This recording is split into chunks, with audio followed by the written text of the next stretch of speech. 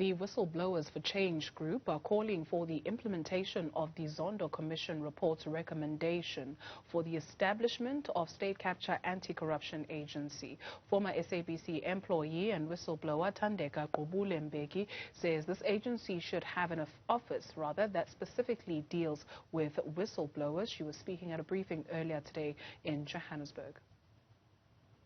We agree with the recommendations for the establishment of an anti-corruption agency as proposed in Part 1 of the Zondo report. We further believe that such an agency should be independent and impartial and subject only to its mandate, the law of this land and the Constitution. Thus, we concur with Acting Chief Justice Zondo. We believe that this agency should have a division called the Office of the Whistleblower. This office must be adequately resourced with the necessary skill to ensure legal protection and social, psychological, and even health resources for whistleblowers. The group has also suggested that some money recuperated through corruption should be awarded to whistleblowers if the introduction or information they provided yields results, but warns against greed and this being used by others as a money-making machine. We understand this to be the rationale for the Zondo Commission's recommendations that a fixed percentage of monies recovered should be awarded to the whistleblower, provided that the information disclosed by the whistleblower has been material in obtaining the award. However, we are concerned that the act of whistleblowing never becomes a business enterprise or a lucrative revenue stream for some to enrich individuals who are motivated purely by making money, and law firms that do not really have the public interest at heart. We are concerned that some law firms and some advocates have been complicit in state capture by knowingly engaging in litigation that has little, if any, inherent merit, but is conducted for the principal purpose of distracting, harassing, and impoverishing whistleblowers and dissuading other people from blowing the whistle and exposing wrongdoing of clients represented by such law firms. Let's take a look now at how whistleblowers can be better protected. We're joined by Dr. Teresa Onaji-Benson from the Gordon Institute of Business Science. Dr. Onaji-Benson, a great pleasure to have you with us this afternoon. So a little bit earlier on, the whistleblowers spoke of what they termed retaliatory action, where they lost their jobs as a result of coming out to speak. Do you perceive that somebody that is sitting on explosive information right now has any incentive to come out and say anything, money aside? To be honest, it's a very tricky space because, so maybe it's part of introducing myself. I'm with the Center for Business Ethics at Gibbs, and our research with Nottingham Business School, what strongly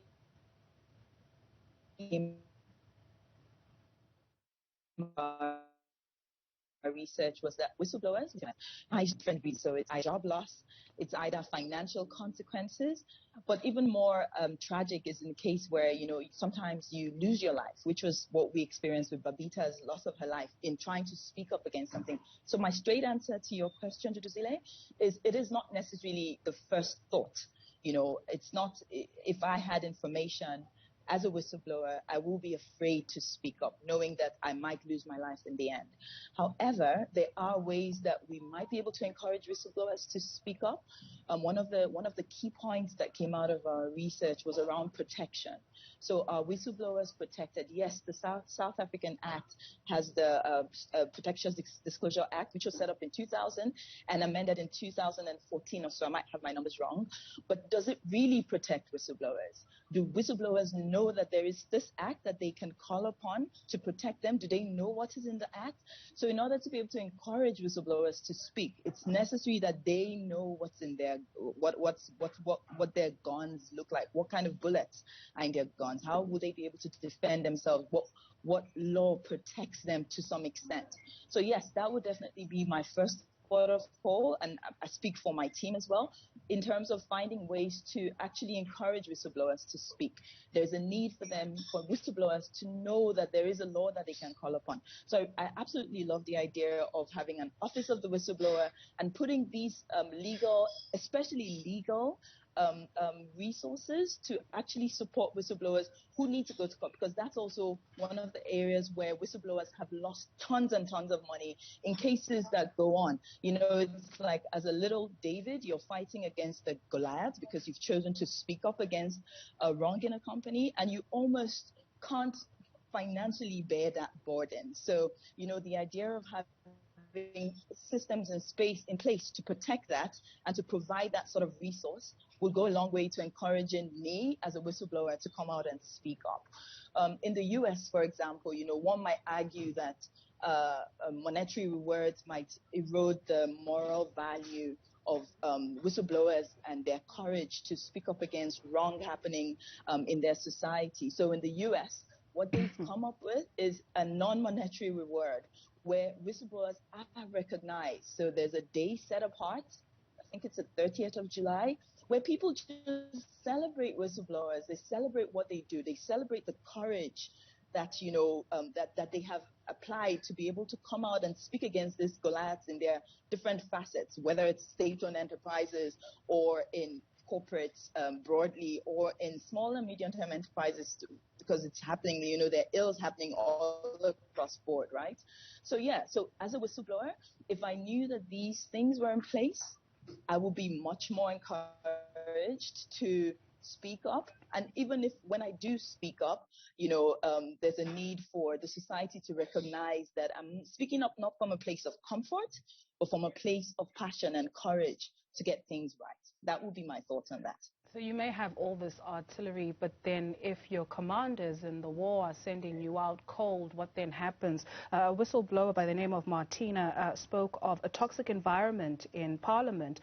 She talked of a need for a review of how Parliament works. She speaks of consequence management within Parliament as well, especially when we take a look at the fire that happened 2 weeks ago, saying that Parliament is an oversight body, and ultimately they will then need to make sure that, you know, these laws are also passed. So what do we say about that?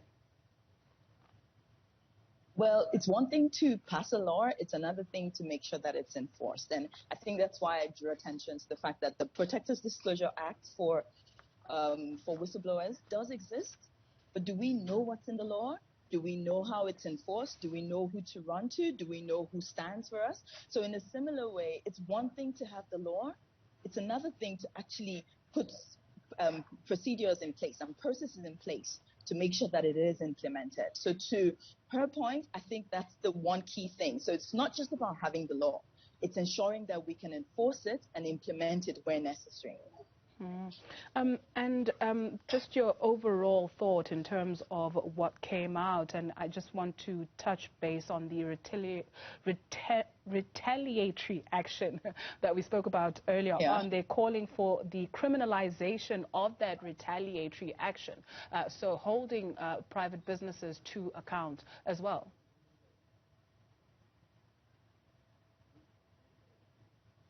Dr. Onaji Benson, are you still with us? I'm sorry, I lost you there. So the retaliatory action where people... You. Can you hear me? Yes, please. We can still hear you. So where people lose their jobs and where corporates can apply their own discretion, members of these whistleblowers calling for the criminalization of such acts. Is there something to be said about that? I think you know, it's... Yes, so I tend to lose you here and there. But based on what I heard about the retaliatory actions from corporates, I think what's important to actually focus on here is around giving the whistleblower a voice. So, like I said initially, when you're in a battle, when you're in this kind of battle, you're like a David with a stone, and you're waging war against the Goliath, who's like really big and has got really deep pockets. Sometimes the cases get dragged in court, and as an individual, it's almost impossible to be able to sustain these legal costs. So as far as, you know, finding ways to support whistleblowers in this sort of way to be able to actually stay in the battle. So having known all that you know, having all of the knowledge about your Protector Disclosure Act, having access to a good lawyer that can actually stand and defend you appropriately with the right information will be a great way to, address the retaliatory acts that whistleblowers have to face when they're standing against behemoth corporate organizations. Dr. Teresa Onaji Benson from the Center for Business Ethics, thank you very much for your time this afternoon.